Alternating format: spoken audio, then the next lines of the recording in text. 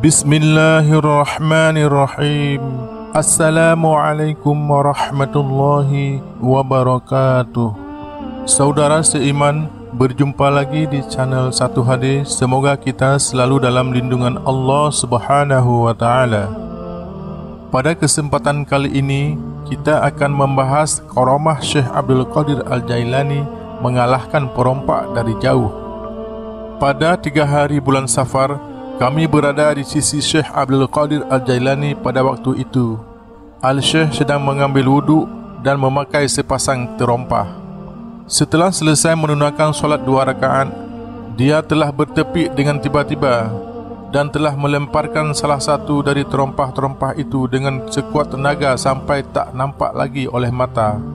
Selepas itu, dia telah bertempik sekali lagi, lalu melemparkan terompah yang satu lagi. Kami yang berada di situ telah melihat dengan ketakjubannya, tetapi tidak ada seorang pun yang telah berani menanyakan maksud semua itu.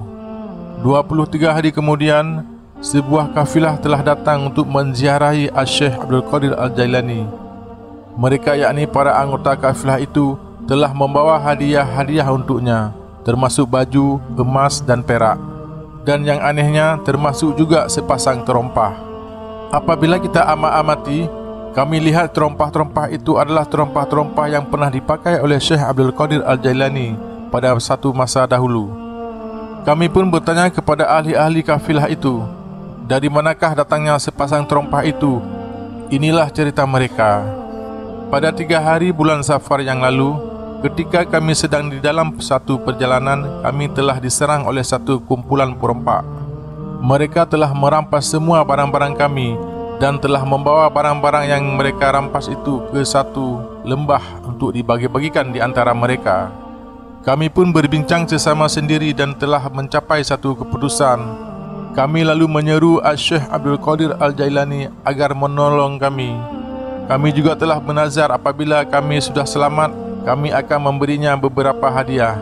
Tiba-tiba kami terdengar satu jeritan yang amat kuat sehingga menggegarkan lembah itu, dan kami lihat di udara ada satu benda yang sedang melayang dengan sangat laju sekali. Beberapa waktu kemudian terdengar satu lagi bunyi yang sama, dan kami lihat satu lagi benda seumpama tadi yang sedang melayang ke arah yang sama.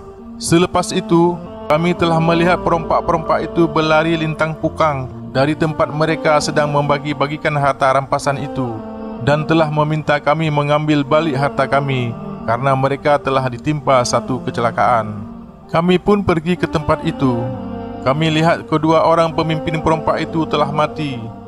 Di sisi mereka pula ada sepasang terompah. Inilah terompah-terompah itu. Demikianlah kisah singkat karamah Syekh Abdul Qadir Al-Jailani yang mampu mengalahkan perompak dari jauh.